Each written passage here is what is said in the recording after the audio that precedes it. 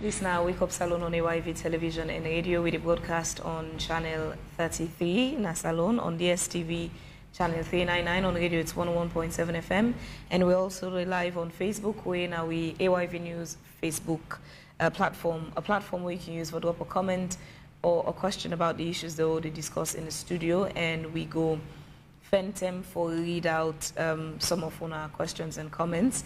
Just ensure it's tailored to the conversation. So the first conversation this morning, we're going to switch it out in English. We have Ambassador Brian David Hunt, the U.S. Ambassador to Sierra Leone. Good morning and thanks for joining us. Good morning. Always a pleasure to be with you. Season's greetings. Season's greetings. When we had you here from the food recommendations, I recommended that you go and try gari gron soup. Did you try that? I did. What's the feedback? It was delicious. I enjoyed it quite a lot. My chef made it for me, so. Awesome. Excellent recommendation. Great. I'm glad you tried that. I hope no more than me puts pepper plenty, but I'm glad you tried that. Was it spicy? It was. Good. I always tell my chef to make everything spicy. I love the little hot chili peppers. That means they did it right. That's the right way to do it. So we are in a very unusual Christmas season in Sierra Leone following the November 26th incident. But we'll start off with the MCC scorecard. What's Sierra Leone position as it stands currently? What are our hopes with the MCC scorecard? Sure. So Sierra Leone passed its scorecard for the last year. That, of course, is based upon data that's collected 24 months previously. So it reflects the position in 2022. The scorecard then went to our board in December. The MCC board reviewed it, and they decided to reselect Sierra Leone as a country that is eligible to negotiate a compact with the MCC. So the government is now in discussions with the MCC Board of Directors and the MCC staff about what that compact will look like and what the conditions will need to be fulfilled before such a compact can be finalized. As we've said throughout, the primary condition for fulfilling that compact is going to be continuous progress on ensuring that Sierra Leone remains on a democratic trajectory. The agreement on national unity was an important first step. Much of what we're looking for now from the United States government side is to see the implementation in full of the agreement that was made between the government and the opposition. I think we're in a very good place. The committee has been established. The inter-party dialogue has started. A number of the other steps that were promised under the agreement, including the address by the president, have happened. So we will see how things evolve over the next few months, and assuming that we remain on a positive trajectory and the agreement is fulfilled, then I have every reason to expect that we will eventually get to an approved compact for Sierra Leone. But there's still some work that has to be done. And that's some work that has to be done. What's pending? So at this point, we're waiting to see how the committee functions, the results that come out of the Electoral Reform Committee, particularly the new legislation that it will propose to the Parliament in order to strengthen the electoral system. So that's going to be absolutely key. We're also going to watch very closely how the inter-party dialogue evolves, how those discussions take place, and ensure that everyone in Sierra Leone has the ability to participate freely in the national political life. So, so does that mean everything will come into conclusion based on how the government of Sierra Leone is cooperating with those terms that you just mentioned? Yes, ultimately the compact depends upon the government continuing to live up to the obligations that it made under the Agreement for National Unity and demonstrating that it is committed to a democratic future for Sierra Leone. Up until now, all of the signs have been positive. We've been very pleased with the progress that has been made to date, but we're still in the early phases of implementation. Okay, so of course, let's now probably to discuss about the peace dialogue session ongoing and all these things. Of course, we all know what happened in November 26th and the attempt coup. And there has been concern. So you as the U.S. ambassador, how do you think, how bad is this going to actually affect our economy, investors, and also probably that of, how shall I say, the country's security? So I think it depends upon how the government and the opposition respond to this. Okay. So far, what we have seen is a commitment by both sides to drive forward with the idea of national unity and building a Sierra Leone that reflects the values of all Sierra Leoneans. I think that's the right way to go, and I believe that if Sierra Leone demonstrates resilience in its political system, if it demonstrates that it can continue despite these obstacles for the parties to work together in the better interest of the country, I believe that it can have a very positive impact on how the international community and international investors view Sierra Leone. Clearly, anytime you have political turmoil, it's going to have a bit of an immediate negative impact, but what investors are looking at isn't a single incident. They're looking at what is the national response? How do the politicians respond? What's the long-term trajectory towards stability? In my view, doubling down on the agreement for national unity, doubling down on the outreach and discussions between the two sides is the right answer. And if we continue to bring about more democracy, greater participation in Sierra Leone's democracy, better rules under which that participation can occur, then I think we're going to see benefits both in terms of the message that's given to foreign investors and equally importantly on the security side. The idea that one can trade democracy for security is a false narrative. The two have to move in tandem. If we're going to see stability in Sierra Leone, we have to see increased democracy, we have to see engagement, we have to see the national unity move forward. November 26th took a lot of people by surprise, but prior to that, there are times when the U.S. Embassy would issue security alert to its citizens in the country. To my knowledge, that was not done. So it brings me to what level of support does the U.S. Embassy render to Sierra Leone in terms of intelligence in security? So November 26th took all of us by surprise. The United States had no forewarning that this was coming. Your government had no forewarning that this was coming. This was something that was done under the radar screen. We have to be honest that we had a significant intelligence gap, I think, on all sides about what was being planned by the individuals who carried out this attempted coup d'etat. So I think in terms of what support we provide to Sierra Leone, when we have information that is relevant to the security or stability of the country, we share that with the government. We have a very open relationship with them. We've had a lot of collaborative discussions since November 26th about how we can strengthen that collaboration and how we can do more to try to build that information sharing on both sides, because there are times when your government knows things that we don't necessarily know. So I think that's critically important. I also think the discussions that the president had with his counterparts in the economic community of West African states on this issue are vitally important. Oftentimes, what is going on in the region is better known to states in the region than those of us from the outside. And the more that ECOWAS governments can share information among themselves about security threats that are emerging, the more likely we are to prevent something like this from happening in Sierra Leone or any other country in the future. So this has happened now, and we see, prior to that, obviously, there was the dialogue between the main opposition, APC, and the government. That ended. We saw action plans being taken, but then now there's the November 26th situation factored into, the actions that were already being taken as part of the recommendations from the dialogue. And now what we see is some members of the opposition have been called to the investigation, have been arrested, former president put under house arrest. With all what's going on in Sierra Leone, in the political landscape presently, what's the opinion of the U.S. Embassy? So I think it's critical that we keep the investigation separate from the dialogue and the agreement, because the two things are very different trajectories. There is a judicial process that is going on to find out who was responsible for November 26th. Whoever was involved in that needs to be held accountable under Sierra Leonean law. They broke the law. There is no question about that. Anyone who supported them, financed them, broke the law. And those people need to be held accountable. I do not believe that what happened on November 26th reflects the position of the opposition here in Sierra Leone. I don't believe that any legitimate political actor in Sierra Leone would back what happened on November 26th.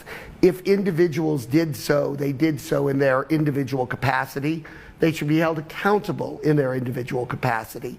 This is not an excuse for walking away from the dialogue and the agreement, because the vast majority of the opposition, the vast majority of those on the government side as well, are committed to seeing national unity move forward, are committed to a democratic political process, and abhor what happened on November 26th the same way that all of us do. So I think we need to be very clear that when we talk about the investigation for November 26th, we're talking about investigating and holding accountable individuals for their individual actions. Sierra Leone does not believe in collective punishment, nor does the Universal Declaration on Human Rights. So we do not punish a political party or any organization for the individual actions of its members. But don't you think this is going to affect the peace dialogue, being that higher authorities of that of the main opposition are under investigation? I don't believe that it should. Okay. My view is very strongly that the investigation should proceed. If people are guilty, they should be charged. If people are found to be not guilty or not involved, then I have no doubt that they will no longer be investigated. But I believe very firmly that the two have to proceed in tandem, that it is critical that the two proceed in tandem. So what if our situation, what if probably the former president, because as we all know, he's under investigation, what if he's been prosecuted and taken to court? Don't you think that's going to affect the stability of the country, the peace stability of the country? Well, I think it depends upon on what basis any individual is arrested and prosecuted. I believe that if there is a case to answer for, that any individual, irrespective of what one's previous political life was, should be brought to account, should be held to account for their actions. If there is no case, then I have no doubt the investigation will be dropped and the individual who's under investigation will be released. Obviously, I don't have access to what evidence the government has. None of us do. I think we all need to wait to pronounce judgment until charges are either brought or not brought, and then see what the evidence is behind those charges. And if there is substantive evidence, if it meets the due process standards, then I think we all need to allow justice to run its course. And I have no doubt that the government's going to proceed in that way, that they're going to ensure, as they've said many times, that due process and rule of law is upheld, and that anyone who is investigated and charged, it will be on the basis of solid evidence and in line with the requirements of Sierra Leone's constitution and law. Okay, so of course I'm still under security threats. We know during the 26th of November, the attempt coup, of course, there were a lot of ammunition stolen and then displaced in different areas and all these things. I believe not all are yet to be found, which still, speaks on the same security threats. What is it that the U.S. The U.S. ambassador or the U.S. Government is helping in terms of trying to see how, because mind you, this is a developing country. There are some technologies that we don't have. Usually in the U.S., I believe they have is it drone or things that can access, that can detect, certain things in certain areas, but we don't have those things. So what is it that the U.S. Embassy is doing towards it? Yeah, I wish there were a technical solution to this problem. The reality is that when ammunition and small arms, which is what we're talking about here, get into the general populace, it's very difficult to track it down. We don't know where those arms and munitions are. They're very easily hidden in individuals' broom closets, so to speak. So it's going to be a long-term effort, more on the information gathering side, frankly, than on the technical side, to find where those arms are. It's talking to individuals, it's using human sources, it's finding out from Sierra Leoneans who care about security, whether their neighbors, friends, relatives have those arms. And the police, frankly, are very much dependent upon what citizens are able to share in terms of information. I wish there were a panacea, I wish there were a drone, I wish there were a technology that would easily allow us to find these things, but unfortunately it doesn't exist. It's going to be the long, hard slog of good police work to uncover who has those arms, who's hiding that munition, and then recover it bit by bit. And the government has made some strides in that effort. In terms of what the U.S. can do, to the extent we have information, we will certainly share it with your government to help them in this effort. But as I say, it's really going to come down, I think, to good police work on the part of the Sierra Leone police. Ambassador Hunt, military coup seems to be a trend across Africa, more so in recent times. Mostly the alternative to that, people preach to citizens, take your grievance to the ballot box. But also we find ourselves in a situation where post-elections, well, even during elections, the credibility of the electoral bodies are questioned. And then you have a growing number of military coups across Africa. What's the U.S. position on this, and sort of like, how do we address this now? This is just beyond Sierra Leone, but the continent Africa. How do we address it now so it doesn't continue to be a thing where in many of those countries they see it like, okay, a military intervention is a good thing. President Bio himself in one interview was saying there are good coups and bad coups. So my view is that there is only bad coups. They only set progress backwards. I don't believe that we see situations in which coup d'etats are advancing the interests of the African people. How do we address this recent spate of coup d'etats that have happened? I think it's a few things. First, we have to get the electoral framework right. As you say, people are losing credibility in their own electoral institutions. And that sets up situations where people are going to take the law into their own hands or take situations, places other than the ballot box in order to resolve them. So I think first and foremost, we've got to get the electoral framework right, which is why I think Sierra Leone's well ahead of the continental trend by setting up the Committee on Electoral Reform. And I look forward to the results from that can build credibility and show an inclusive process and create institutions in which all parties have faith. And hopefully we won't run into this problem during the next election where people have lost faith in the electoral institutions. And I think that needs to be replicated in many countries across the continent which are seeing an erosion of confidence in their electoral institutions. Secondly, democracy doesn't end at the ballot box.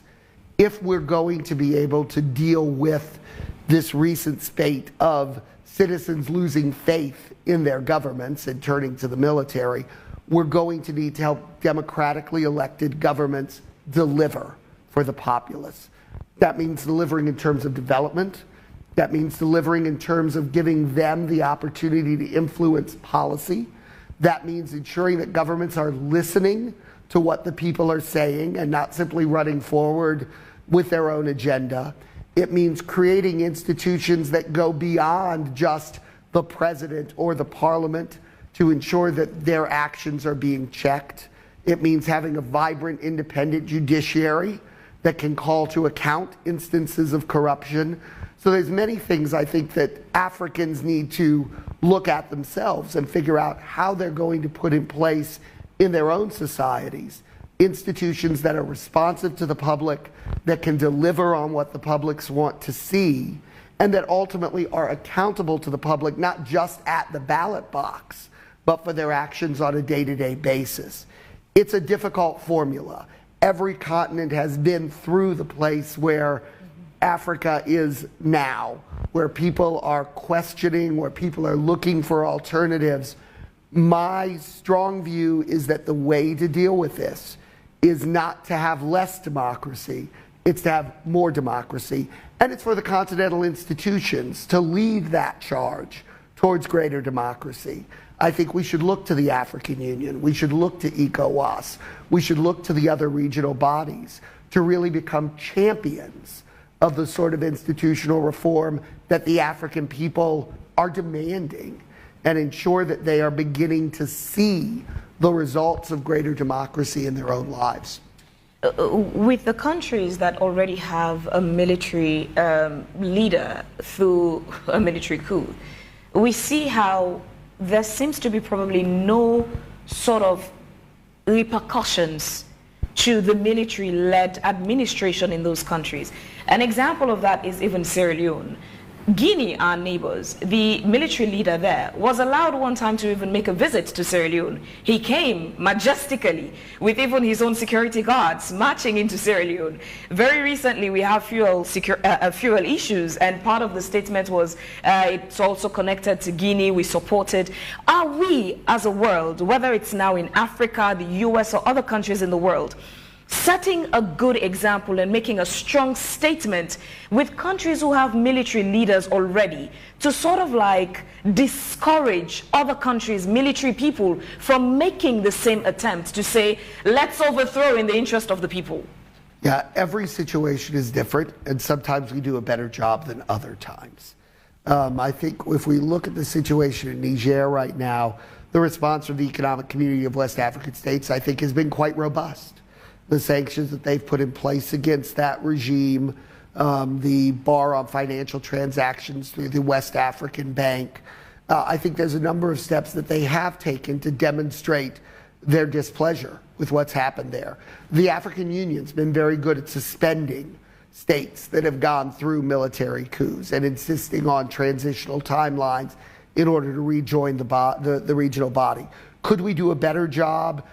Always. We can always refine our sanctions programs. We can always try to make sure that we, as a global community, with Africa very much in the lead, are doing everything that we can to deny resources to military regimes, to deny legitimacy to military regimes that seek to come to power through the gun rather than through the ballot box. But it's an imperfect situation. It's always going to be a somewhat imperfect situation.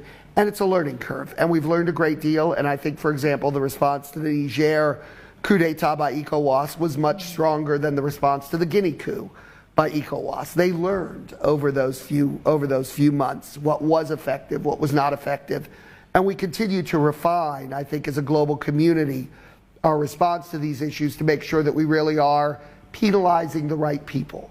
Because the last thing we want to do is something that harms the general populace in a country without really holding to account those responsible for the coup d'etat.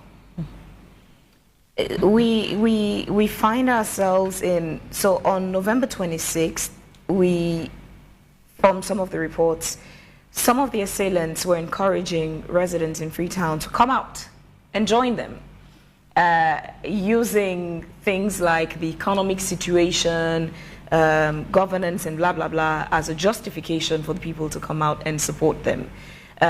Luckily, as it turned out, people did not come out. But we still do have those pending issues, our economic situation, questions about our governance, the stalemate between the government, the SLPP-led government, and the main opposition, the All People's Congress. But we still find ourselves in this situation. And the government is also looking forward to this MCC scorecard, because that money they're counting on, that it could help Sierra Leone as well to address some of the issues. Is that a pass for us to be more hopeful with the MCC compact? I think Sierra Leoneans should be very hopeful about where the country's going. The agreement on national unity, I think, put us in a very good, strong position to see the country move forward politically. I think as the country moves forward politically, the country will also move forward economically. The two, I think, are inextricably intertwined. Greater political stability means greater economic stability, means more investment, means more jobs. So I think we're in a position where, yes, we're at the beginning stages of all of this.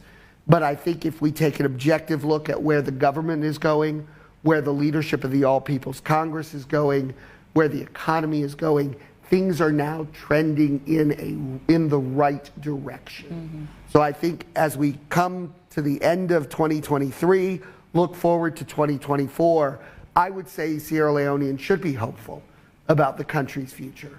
And certainly from the United States side, we're very optimistic about where the country is going. That's why you saw the reselection. That's why you continue to hear from the Millennium Challenge Corporation that they want to engage. They want to have a compact.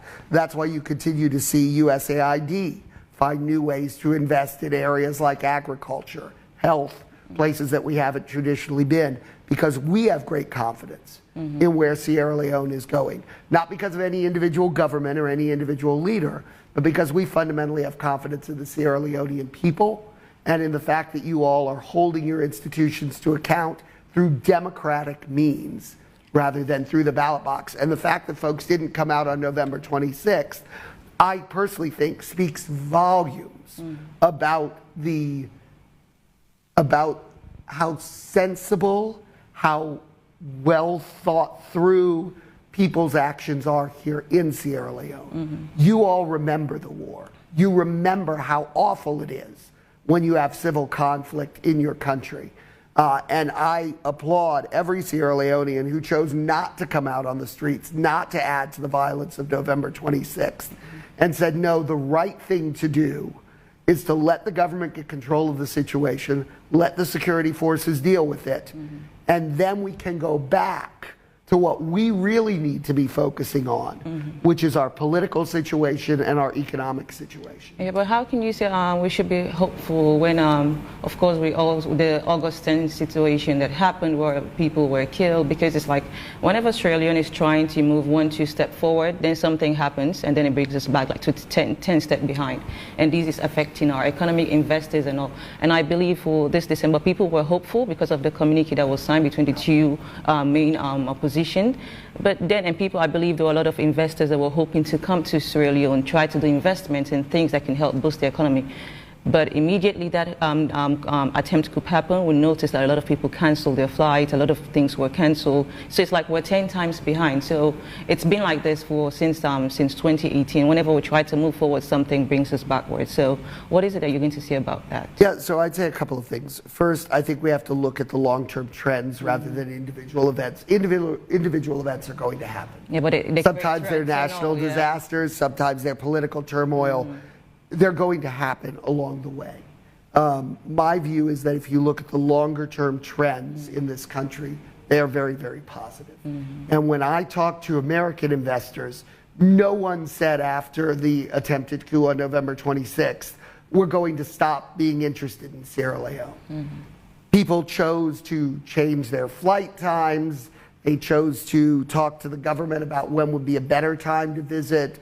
They may have chose to push off final decisions until the new year. But everyone who I'm talking to on the American business side remains very interested in this market and remains seriously committed to ultimately coming here and investing. I expect very shortly we're going to see with DFC support the Western Power Project, for example, move forward, which will be a huge step forward for the people, especially here in Freetown, who will benefit very directly from that new, cheaper generation of electricity.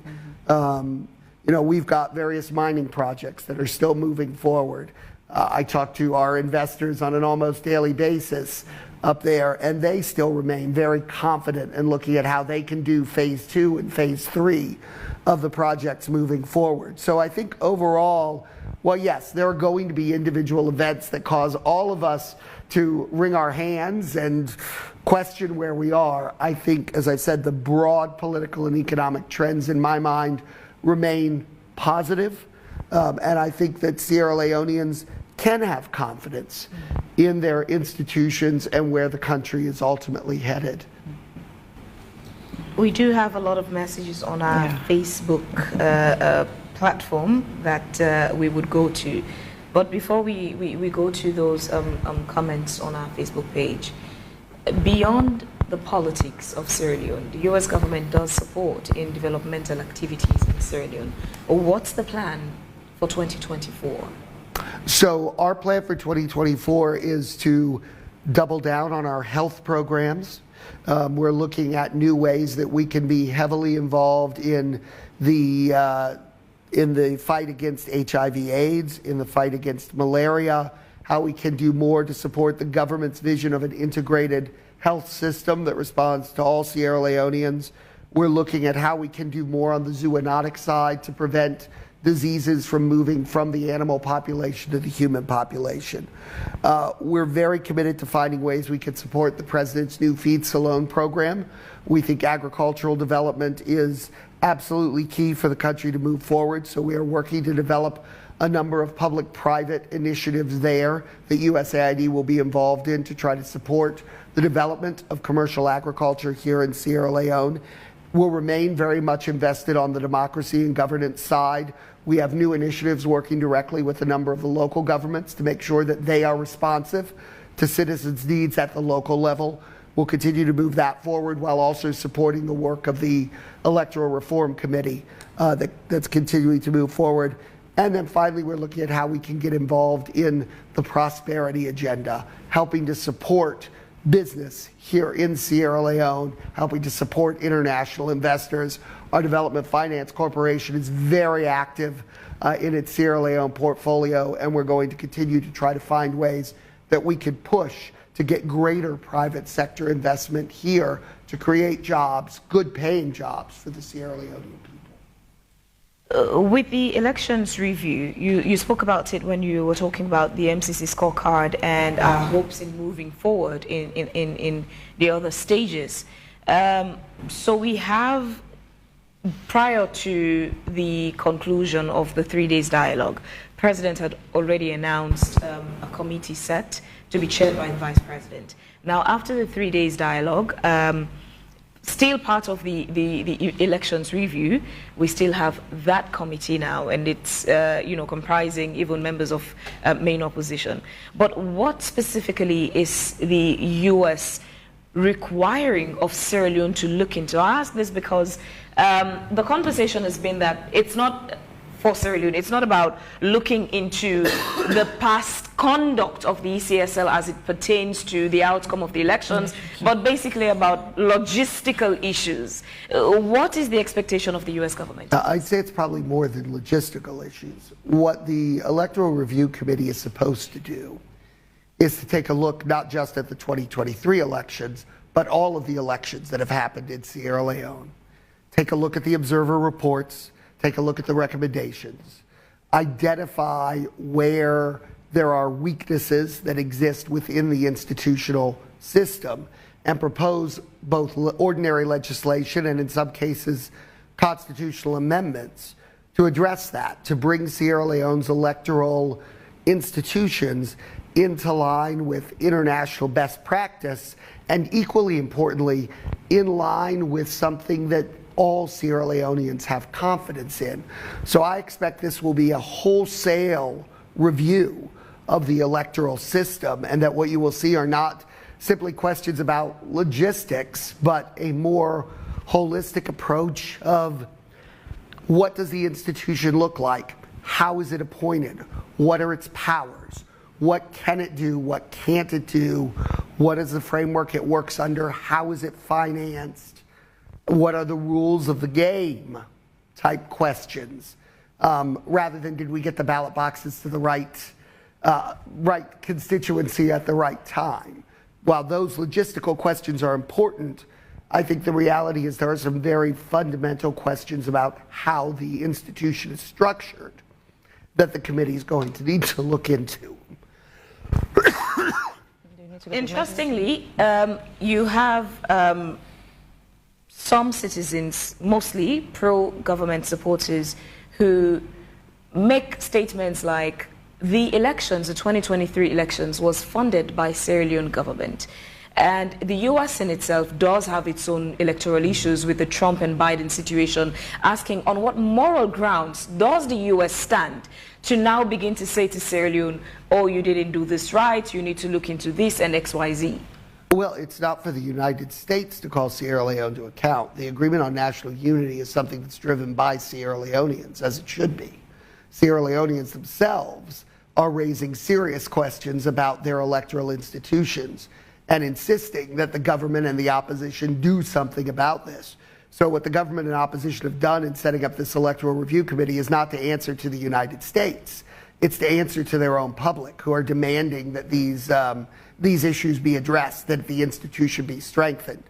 From the United States side, we're here to provide advice, we're here to provide technical assistance, we're here to provide experience and international best practices. But fundamentally, it's to Sierra Leoneans to decide what their electoral institutions are going to look like. And whatever comes out of that committee should be responsive to the needs, first and foremost, of ordinary Sierra Leoneans, not the international community. And what the United States has said is not, you need to do X, Y, and Z. What we have said is that you need to come up with an electoral system that your public believes is credible and answerable to their needs. And I think the government and the opposition have responded quite well by setting up a committee that includes both of them, that includes representatives from civil society, and that ultimately has a mandate to look at these fundamental questions that the Sierra Leonean people are raising. Is there any cause for concern currently with the situation between the government and the main opposition, All People's Congress? No, I don't think there's cause for concern. My sense is that they have very active communication channels between themselves, that they are in almost continuous dialogue around the broad range of political issues in the country. In talking to the leadership of both government and the APC, there is a strong desire to move forward with full implementation of the agreement for national unity. There is a commitment on both sides that everything needs to proceed in accordance with the rule of law, in accordance with democratic values, in accordance with human rights principles. So while certainly the relationship between government and opposition in any country can always be better, I would say right now Sierra Leone is in a relatively good place where the two sides are in active dialogue with one another. They are working through their differences. That's not to say that there won't be moments where there are flare-ups, where there are disagreements, where there are unfortunate social media posts that get exchanged between the two of them. But I think fundamentally at this point, we're in an environment where both sides want to do the right thing, and they have developed at least a robust enough dialogue that they can work through issues as they arise. Okay, I think we have so many questions. Indeed. Yes. We have so many questions. So, okay, so let me start with this one says, Samuel Papusa Memuna Kamara said, I've heard about the Western area electricity for the past 2 years. Please, Mr. Ambassador, tell us what level is the project now. Thanks. Justice Moy Samba says, let the ambassador know that people are tired of hearing about this compact. Some of us see it as another way the U.S. wants to use to control poor countries like ours. Some of us are not interested anymore. And then Ronald Bradsford said, at the moment, Sierra Leone has an inflation of 54%. Do you know what that means? It means the same investor will want to come in can't because of the weak currency. Would you have millions of dollars and take it to a country where inflation is 54%? Heshek says, Africans are still under slavery. Our continent is filthy rich because of greed and wicked politicians. The West still dictates to us. So then Justice Morsamba said, AYV, please, some of us will be happy if we all try to understand that even the U.S. economy is not an exception from the global inflation crisis. So for people to be thinking they're going to dispose such a huge amount, you have to rethink. I see a way of controlling poor countries. Anytime you think you're getting there, they would bring some new developmental conditions and technology, ways of avoiding it. Arnold George Stone says, in other words, the ambassador is a diplomat and he'll be less specific in his answers. But by listening to what he's saying, it's that they aren't impressed with the situation in Sierra Leone. Still. Justice Moy Samba says, MCC, anytime you think you're getting closer, they will bring an unexpected condition that had never existed. Okay, I'm still trying to look for more questions. Karimu Kenneth says, thank you, Mr. Ambassador. Hassan JJ Yomboy says, finally, I respect the mentality of Europeans than us, especially Sierra Leoneans. Thanks to the U.S. ambassador. So, Ronald Bradsford said, in other words, this ambassador is a diplomat and he will be less specific in answers, but by listening to what he's saying is that they aren't impressed with the way things are going in the country. In Sierra Leone, to be specific. Isakoma says, but at least he is honest and about the investigation and that it has nothing to do with the MCC.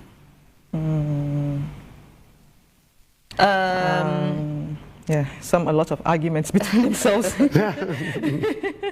But that's good. Debate is healthy. Yes, so there are. let me start with Hassan J. Boy says, Ambassador says, don't mix dialogue with the implementation of the rule of law. Rule of law to be enforced comes first. And then Molai said, Ambassador, we are yet to get a clarification from the U.S. when our presidents were accused about the U.S. of interfering in our election.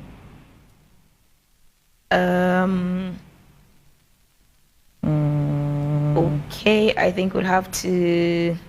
Okay, so this person says, Mr. Ambassador, your country, USA, considers itself to be the beacon of freedom, human rights around the world. Why is it that your assessment of Sierra Leone is somewhat far from the majority of its citizens? We have seen in the past and continue to see the violation of human rights, freedom and injustice, and yet still you are sort of presenting our case as it's normal, yeah. As if it's normal. I really do admire. No more questions? Mos D says, Mr. Ambassador, your country, USA, considers itself to be the beacon of freedom, human rights around the world. Why is it, though, your assessment of Sierra Leone is some... Okay, I think you read that already. Yeah. Sorry. Anyways, we think that'll be enough for now. Yeah, he can answer those few. Yes. It's more of debating going on. I can remember all of those. So let me start with the factual one on the Western Power Project. I expect that we're going to be breaking ground on that project shortly after the new year. We are in the very final stages of signing the financial documents that need to be done. So I'm quite optimistic about that one. And to answer the question, we're at the very end stage where we're at a point where we're planning the groundbreaking ceremony. So we're on solid ground there. A lot of questions about the MCC. I'll say a couple of things. First, MCC criteria has been the same from day one. The MCC has always been crystal clear. It's in its statutes. It's in the law that Congress passed that it can only invest in countries where there is a positive democratic trajectory. So we have to assess continuously any country that we're considering investing in to determine whether or not it remains on a positive democratic trajectory. And sometimes that means when there are political differences within a country that we have to pause while the country works through those differences and puts in place the necessary fixes, which is where we are in Sierra Leone right now. We've identified post-election 2023 that there were strong issues that occurred. There's a large segment of the public which was very unhappy with the conduct of the Electoral Commission. And therefore we had to take a step back and say, okay, if we're going to really be able to say Sierra Leone's moving on a democratic trajectory, the government and opposition are going to need to sit down, work through their differences, figure out how to address this lack of faith in electoral institutions. Fortunately, they've done that. So we are now waiting for the implementation of the agreements, and once that's concluded, MCC will move forward. Believe me, nobody wants to sign that compact more than the MCC staff. I hear from them on a daily basis, but they recognize that they're accountable to our Congress. And our Congress is not going to allow a compact to go through until it is satisfied that Sierra Leone is back on a solid democratic trajectory. Now, I'm very positive about it. I think we're moving in the right direction. I think Sierra Leoneans should have faith that their government and their opposition will get there, as I do. But we have to wait and go through the process. We can't leapfrog over it and pretend that everything's fine. To the gentleman who had concerns about Sierra Leone in the human rights area, there are many things we can say that are critical of the human rights record in Sierra Leone. Some things are in the purview of the government. Some things have to do with societal discrimination. Some things have to do with long-standing issues surrounding the rights, surrounding equal rights on the basis of gender, equal rights on the basis of ethnicity. So there are lots of issues one could talk about in the human rights field. When I say that I'm optimistic about the future of the country, it's not because there aren't problems. There are problems. I think we need to be very honest that there are problems. The reason I am optimistic is because I see Sierra Leoneans working to address those problems. And I see Sierra Leonean leadership acknowledging that those problems exist and devoting resources to try to address them. Do they get it right every single time? No, of course not. And yes, the commenter is quite right that there are areas that we need to do more work on as a global community to try to advance these issues. But I think what I'm looking at the macro level rather than the micro level, that the fact that Sierra Leoneans are quite open about the issues, are debating the issues, and are working towards solutions to them makes me quite optimistic about where the country is going. When we talk about inflation, the commenters are absolutely right. You can't divorce Sierra Leone's economy from the globe. We are all facing inflationary pressures right now for a host of reasons. Some of that is the continued war that Russia perpetrates in Ukraine. Some of that has to do with post-COVID reinvestments that countries are making in their economies. But we continue to be acutely aware of those problems, and they're being tackled at a macroeconomic level through global institutions like the WTO, like the IMF, like the World Bank. That said, there is a piece that belongs to Sierra Leoneans. There are choices that are made here as to how the government responds to those global economic pressures that define whether inflation is 54% or 94%. It can be much, much worse. And I've been in countries where it's much, much worse. Inflation is certainly one factor that investors take into account. But it is one factor. It is not the defining factor when you are a major company looking to invest in a given country. It would help immensely if Sierra Leone's inflation went down in attracting investors, there's no question. But a 54% inflation rate is not an absolute bar. We have many investors who have come despite that inflation rate.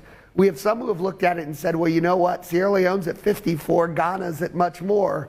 I think I'm going to focus on Sierra Leone today. So it's a mixed bag, and it's very individually dependent. So I wouldn't paint things with a broad brush and say a 54% inflation rate is absolutely devastating to foreign investment, because I don't think it is. I think we have to be much more nuanced when we approach those sorts of questions. As far as the question of the West dictating to Africa, my view, my firmly held view, is that is the last thing that should ever happen. The role of the United States, the role of our European partners should be to support Africans in their aspirations, not to define what those aspirations are, not to try to tell Africans how they should handle their internal challenges. Our role should be to provide technical support. It should be to help call out issues where they arise. It should be to help to amplify the voices of Africans that are demanding change in their own society. It should be to help support civil society, the media, non-governmental organizations, and governments as they try to grapple with these issues and become more responsive. But we as the West should never be in a position where we are driving what the agenda for Africa should be. That should always come from Africans, always come from African voices. And it's something that I think I've been fairly clear about from the outset of my tenure, my view on that particular matter. And I hope that we are, I hope that my staff, I hope that my embassy, I hope that my government, our actions are reflective of that what we are doing is being supportive rather than trying to drive forward your agenda. For those who have questions about control of resources, my view has always been that African governments need to do a better job across the board in making sure that resources fundamentally benefit African people. The reality is we have too many examples across the continent where resources have lined the pockets of a small number of elites, and far too few examples where they have really raised up societies as a whole. Africans recognize those challenges. There are any number of African non-governmental organizations that are working to champion change. And those are groups that we, as the United States, firmly support and hope that their voices will be heard and hope that changes will come at both the country and the continent level, so that as we look into 2024, 2025, 2026 and beyond, we see more cases where resources really are generating positive change for communities.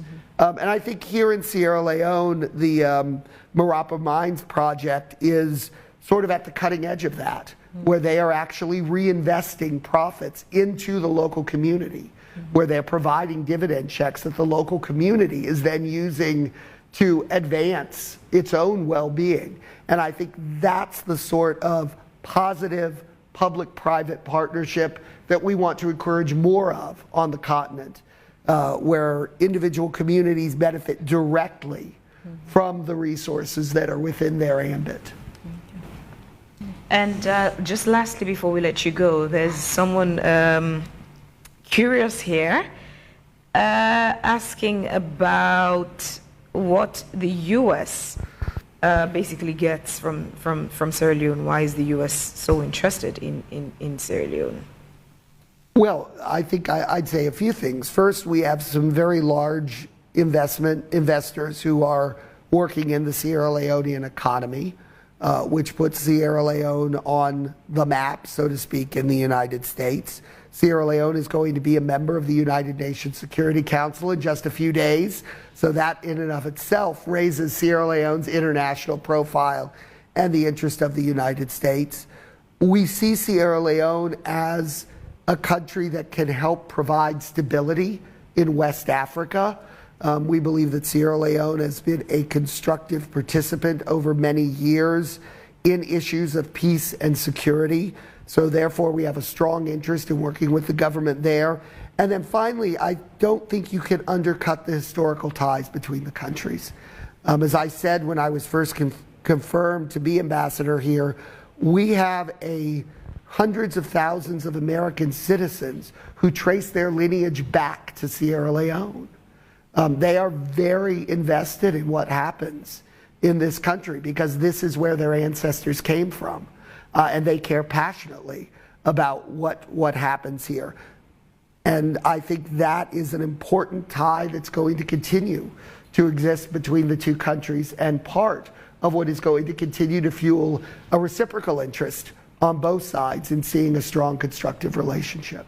Okay. Well, Francis Joseph Mattia, I hope that answers your question. Yeah, of course.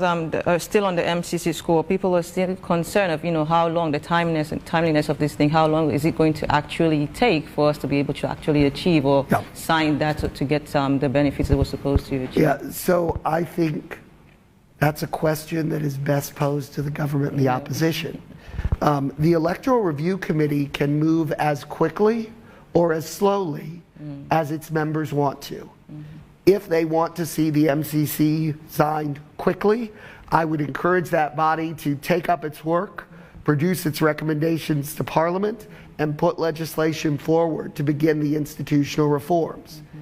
If they want to take a more deliberative approach, that is absolutely the right of government and opposition, and I don't want in any way to tell them that they should ignore due diligence and strong deliberations, but people need to understand that the slower the committee does its work, the longer it will take to sign the MCC.